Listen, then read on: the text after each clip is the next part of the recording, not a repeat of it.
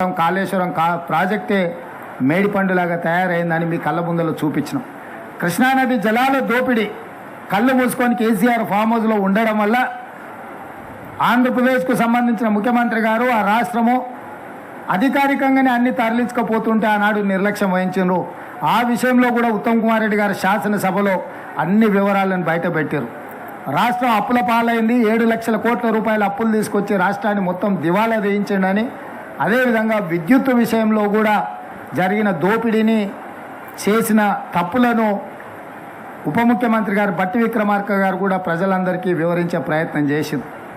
నేను ఎందుకు ఈ వివరాలన్నీ చెప్తున్నా అంటే 10 సంవత్సరాలలో 60 సంవత్సరాల ఉమ్మడి రాష్ట్రంలో సమైక్య పాలనలో కూడా జరగనంత అన్యాయము, దోపిడీ, నిర్లక్ష్యం ఈ 10 సంవత్సరాలలో చంద్రశేఖరరావు గారు పాల్పడ్డారు. ఆ వివరాలన్నిటిని ప్రజలకు మేము పూర్తిగా వివరించినాం. ఈ 10 సంవత్సరాలు ఆయన దోపిడీ చేస్తున్నప్పుడు పిల్లి కళ్ళు మూసుకొని పాలు లాగింది అన్నట్టుగా మోడీ గారు కూడా ఒక్కరోజు కూడా కేసీఆర్ని నిలువరించే ప్రయత్నం చేయలే. ఈరోజు బీజేపీ వాళ్ళు అంటున్నారు మాకు సిబిఐకి మేము తెలుస్తామని. 10 సంవత్సరాలు మీరే ఉన్నారు కదా, సిబిఐ మీదే, ఈడీ మీదే, ఇన్కమ్ ట్యాక్స్ మీదే. సింగిల్ కేసు అయినా కేసీఆర్ కుటుంబానికి వ్యతిరేకంగా మీరు ఎఫ్ఐఆర్ చేసిందా? ₹1 అవినీతి మీదైనా మీరేమన్నా విచారణ చేపట్టిందా? ప్రతిపక్షంలో మేము ఉన్నప్పుడు పదే మీకే అధికారికంగా ఫిర్యాదులు చేసినాం, కోర్టు నుంచి కూడా ఆర్డర్లు తీసుకొచ్చినా నేను, కానీ ఏ రోజు కూడా విచారణ చేయలే. ఇవాళ మేము జ్యుడిషియల్ ఎంక్వైరీకి ఆర్డర్ ఇచ్చిన తర్వాత న్యాయాధిపతులతోని న్యాయస్థానాల ద్వారా కేసీఆర్ అవినీతి మీద విచారణ చేయడానికి మేము నిర్ణయం తీసుకున్నాక ఇప్పుడు మమ్మల్ని అడుగుతున్నారు సిబిఐకి ఏమని.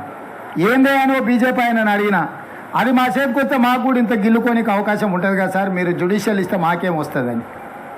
అంటే వాళ్ళ ఆలోచన ఎంతసేపు ఉన్నా కేసీఆర్ దోపిడీలో కొంత వాటా తీసుకోవాలన్న ఆలోచనే తప్ప దాన్ని చర్యలు తీసుకోవాలన్న ఆలోచన లేదు. అందుకే ఈరోజు కాంగ్రెస్ పార్టీ కంప్లీట్ జ్యుడిషియల్ ఎంక్వైరీకి ఇవ్వడానికి నిర్ణయం తీసుకున్నది.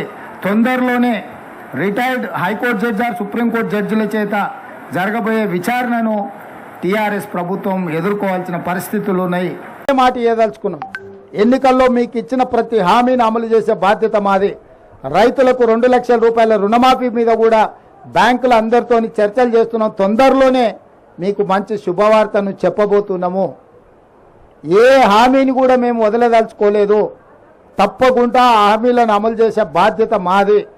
ఈరోజు మీరు అందరు చూస్తారు, గతంలో ప్రతి పోస్టింగ్కు నగదు ఇస్తే తప్ప, నగదు బదిలీ చేస్తే తప్ప ప్రభుత్వ ఉద్యోగులకు పోస్టింగ్లు వచ్చేటివి కావు.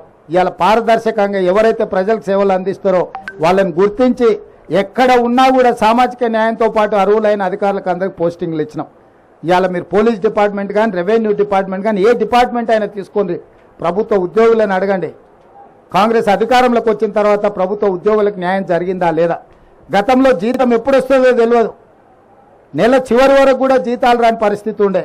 మొదటి నెల 4వ తారీఖు నాటి జీతం ఇచ్చినాం, 2వ నెల 1వ తారీఖు నాడే జీతం ఇచ్చినాం.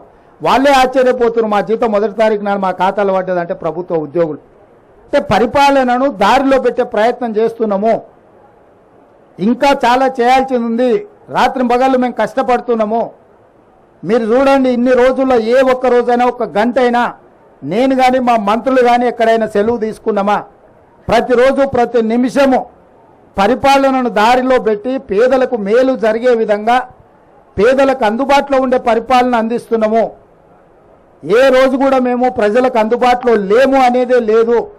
సచివాలయం ప్రజలది అని చెప్పి సచివులను కలుసుకోవడానికి ప్రజలు ఎవరైనా రావచ్చు అని స్పష్టంగా ఈరోజు అవకాశం కల్పించినాం. సచివాలయం ఎట్లుందో మేము వచ్చేవరకు మీడియా మిత్రులు లోపలికి రాలే, గేట్ బయటలుండి చూసుడే తప్ప లోపలికి రాలే. ఇవాళ స్వేచ్ఛగా మమ్మల్ని కూడా పోనీ, సీతక్క పోతే పట్టుక పోలీసులు పట్టుకపోయారు, నేను పోతే పోలీసులు పట్టుకపోయారు. మా సంగతి కాదు, పోనీ మిమ్మల్ని ఇచ్చినట్టే మీకు కూడా అవకాశం రాలే. కానీ ఇవాళ అన్ని చేంబర్లు మీరు తిరిగే పరిస్థితి వచ్చింది. స్వేచ్ఛ అనేది ఈరోజు తెలంగాణ